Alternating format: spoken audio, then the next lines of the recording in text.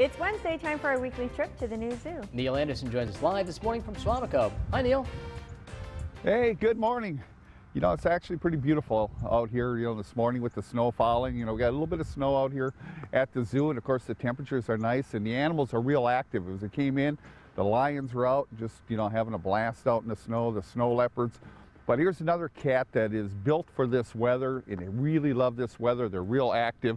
And this is our Canada lynx exhibit. Now we have two Canada lynx in this exhibit. And the exhibit was designed, you can see we've got Carson and Lucy. Now they were brought in from, there was a private breeder in Minnesota. We brought them in, roughly about, it'll be 4 years as of this coming May. And they're part of a breeding program. Now they won't be scheduled to breed this year, hopefully probably the next year. But this is one of my favorite exhibits too. It's an older exhibit that we have at the park. It's in our Wisconsin Trail. But the neat thing about this, it really, the way we set this exhibit up, you can take a look at, it is lynx habitat. So you've got the heavy cover. Now these guys are really built for heavy snow. Now next to this exhibit, we have a bobcat exhibit.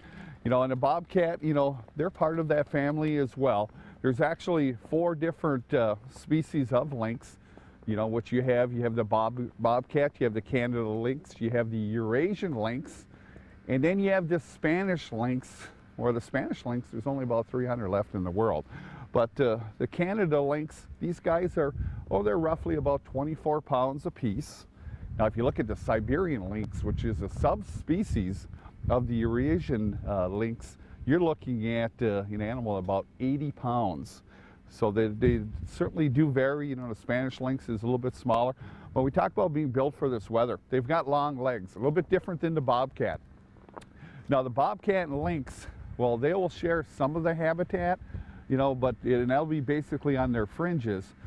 What the lynx likes is heavy snow, because then they do not have to compete with the bobcat or the coyote for food. And as they're built for the deep snow, they have long legs. You'll take a look at them. They kind of look like they're jacked up in the back.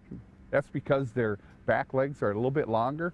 But here's what's interesting. They have basically built-in snowshoes with their paws. Their toes, between the first and second toe, there's a large space.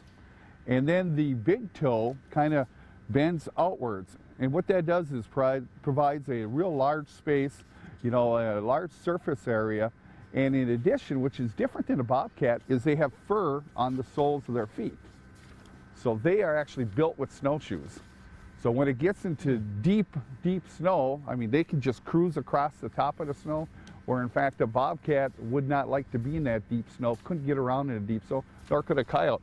But this is a great exhibit to come on out, once the snow stops, and check them out, because they're active and really great to see in this particular weather as well. Yeah, it is. It's nice this morning anyway to be out there, and Yes, it is. The zoo's always open, right?